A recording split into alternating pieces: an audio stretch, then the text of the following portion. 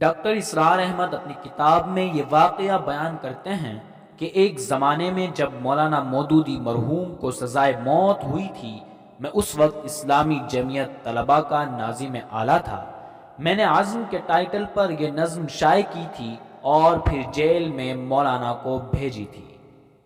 وہ وقت آیا کہ ہم کو قدرت ہماری سعی و عمل کا پھل دے، وہ وقت آیا کہ ہم کو قدرت ہماری سعی و عمل کا پھل دے، بتا رہی ہے یہ ظلمت شب کہ صبح نزدیک آ رہی ہے۔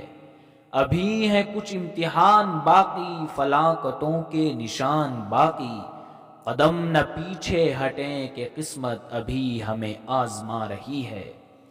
سیاہیوں سے حزیں نہ ہونا، غموں سے اندوہگی نہ ہونا، سیاہیوں سے حزیں نہ ہونا، غموں سے اندوہگی نہ ہونا، انہی کے پردے میں زندگی کی نئی سحر جگمگا رہی ہے۔